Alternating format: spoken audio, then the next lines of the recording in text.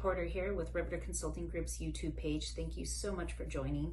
So I'm continuing to answer some questions from candidates, helping them look for jobs.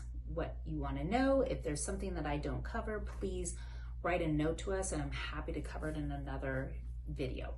So this one came in asking what generally is the history you should have on your resume. How far back should you go?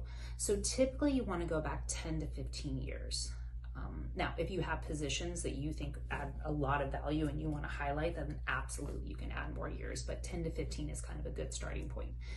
And you want to make sure that you're listing the employer's name, the dates you worked, and the location. I put that in every template that we do. So you want to focus on the roles that are most relevant up front.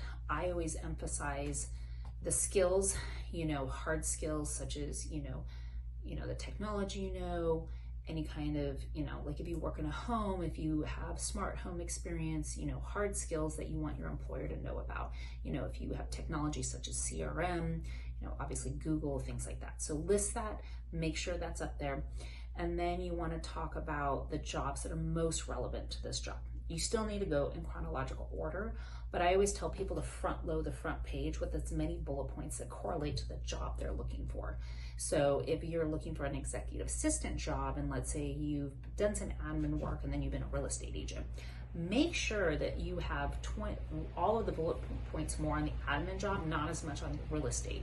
And then in the real estate job, make sure that whatever those bullet points are kind of can correlate back to the job that you're applying for. I always tell people, a lot of times I'll get a resume, I'll get an applicant that emails and says, I'm perfect for this job. And then I look at the resume and I don't see how they're perfect for the job because I don't see that they had experience in it. But then they're telling me all these things in this cover letter, but I don't see it on the resume.